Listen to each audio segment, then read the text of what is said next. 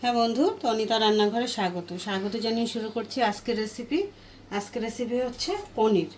তো পনিরটাকে এখানে আমি কেটে রেখেছি, আর এখানে কিছু ভাজা মশলার আমার প্রয়োজন, তার জন্য আমি রেখেছি এখানে ধনে, জিরে আর লং রেখেছি 4টে, আর একটু হচ্ছে এটা জাবিত্রীর ফুল, আর দারচিনি, এলাচ আর তেজপাতা। এটাকে আমি পুরোটাকে ভেজে নেব।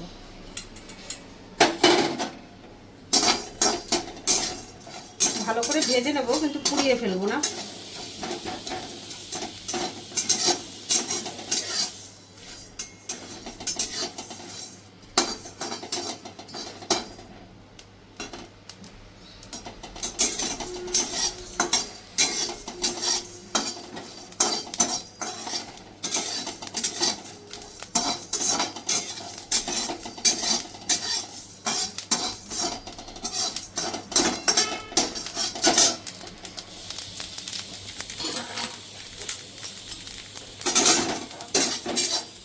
বন্ধু, এটা ভালো করে ভাজা হয়ে গেছে, নামিয়ে দিলাম।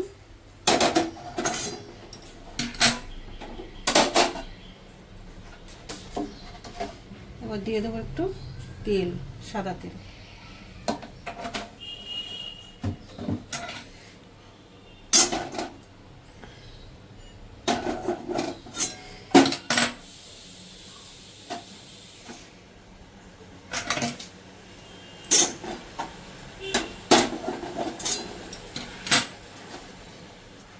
পনিরটাকে আমি ভেজে নেব।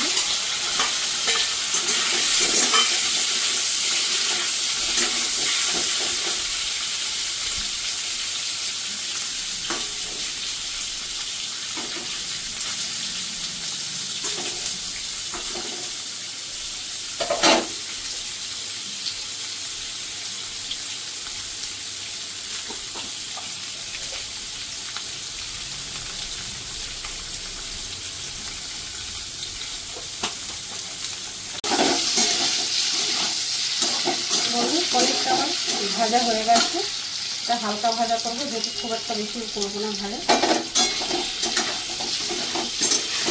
পনিরটাকে আমি তুলে নেবো।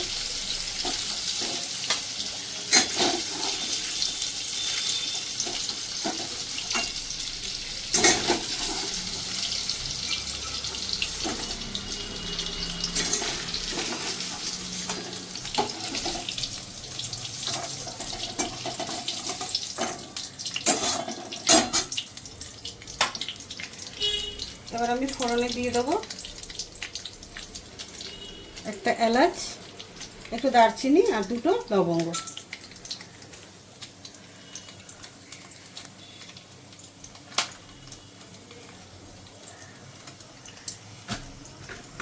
এবার এখানে বাটা আছে আমার, টমেটো আছে, পোস্ত আছে, কাজু আছে, আমন্ড বাদাম আছে আর টমেটো, বাস এই কটা জিনিস। চাটনিও দিয়েছি, ভিজিয়ে রেখেছিলাম, মশলাটাও দিয়ে দিয়েছি।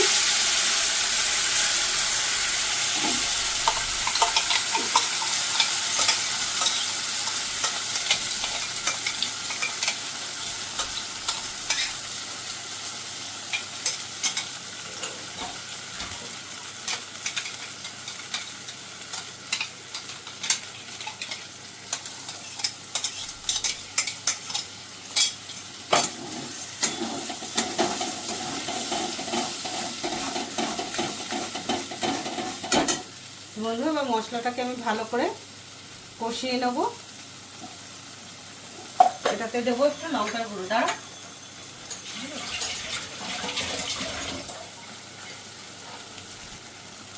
এখানে দিয়ে দিলাম 1/2 চামচ মতন কাঁচা লঙ্কা পেস্ট, আর 1/2 চামচ মতন আদা বাটা।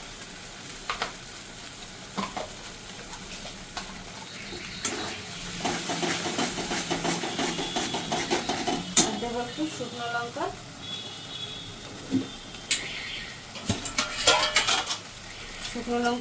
গুঁড়ো 1/2 চামচ মতন।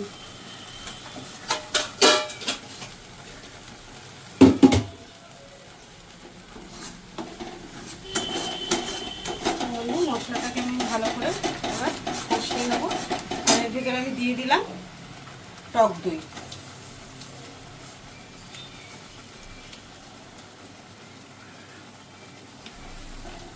100 গ্রাম মতন টক দই দিয়ে দিলাম।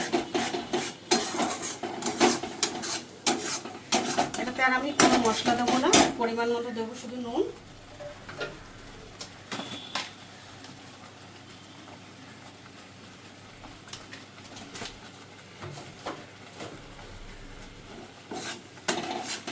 এবার আমি এটাকে ভালো করে একটু কষিয়ে নেবো মশলাটা। একটু সামান্য একটু দুধ দিয়ে দিই, তো মশলাটা নিচে লেগে যাবে, যেহেতু কাজু দেওয়া রয়েছে, মাখনি ফাখনি দেওয়া থাকলে লেগে যায় কড়াতে। তো এটা ভালো করে আমি এবার এটা কষিয়ে নেবো, আর ততক্ষণে আমি গুঁড়ো মশলাটাকে পেস্ট করে নেবো, যেহেতু ভাজা মশলাটা।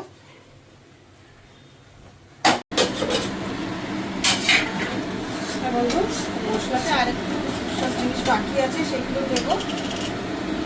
তো দেবো চিনি, যেহেতু পনির সেজন্য একটু চিনিটা লাগবে। আপনারা দই দিয়ে 1 চামচ চিনি দিয়ে দিয়েছি, লাগলে আমি পরে দেবো। আর দিয়ে দেবো বাটার।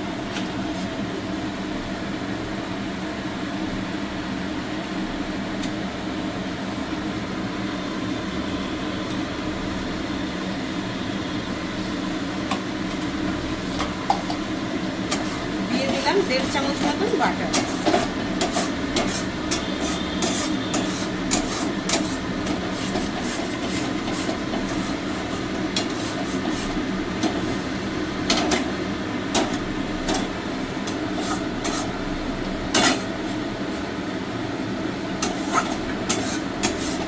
বন্ধু মশলাটা আমার কষানো হয়ে গেছে, এবার আমি পনিরটা দিয়ে দেবো।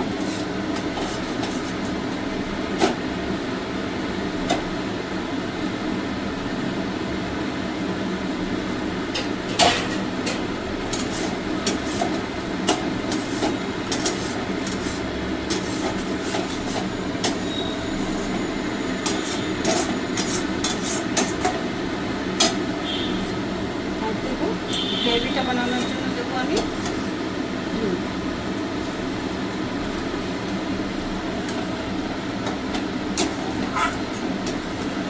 আর একটু দিয়ে দেবো, কেন কি এটা পরে শুকিয়ে যায় পুরো।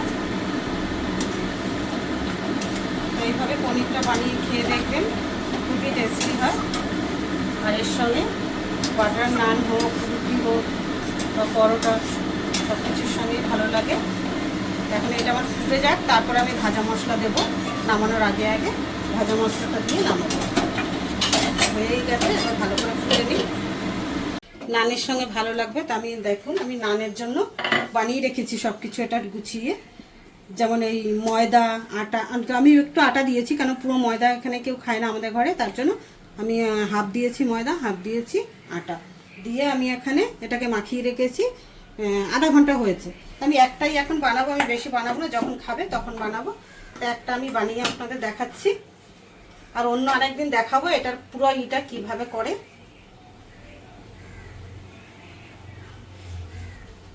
যত মাখানো ভালো হবে তত নানটা ভালো হবে।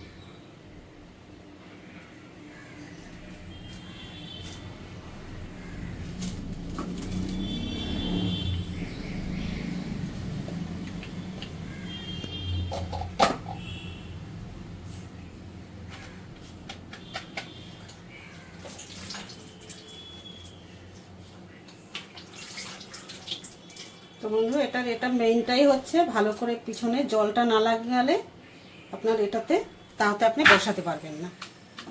এবার একটু এইভাবে করে চেপে দেবেন।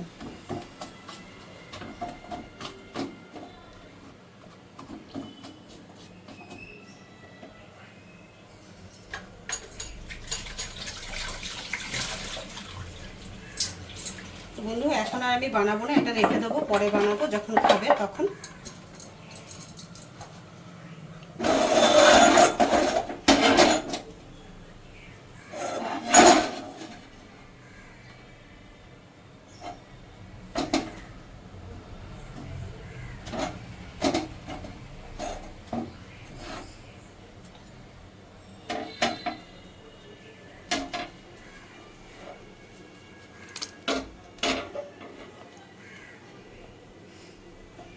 যত ভালো করে মাখানো হবে তত ভালো ফুলবে। দেখুন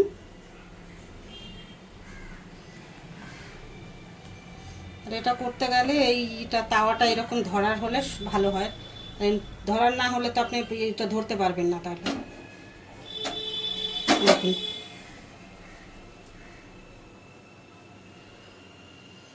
কত ইজি বানানো।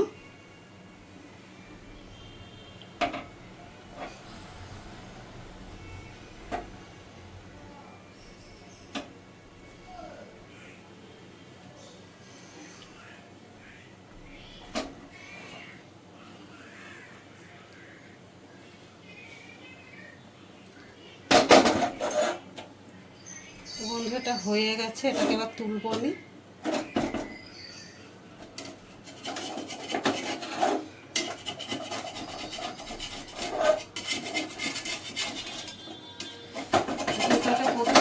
প্রথমটা একটু মুখাতেই লাগে, তারপরে আস্তে আস্তে ভালো লাগে। মনে হচ্ছে ভালো করে হয়নি এই সাইডগুলো।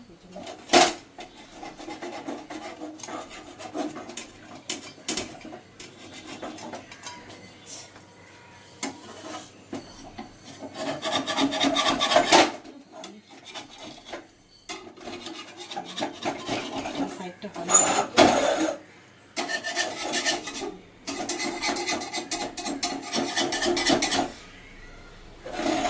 আমার হয়ে গেছে। এবার এটাতে একটু বাটার লাগিয়ে দেবো।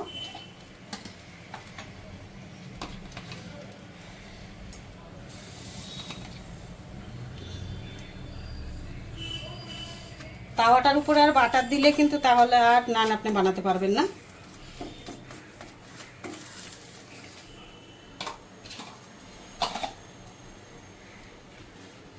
তো আমার বাটার নান হয়ে গেল।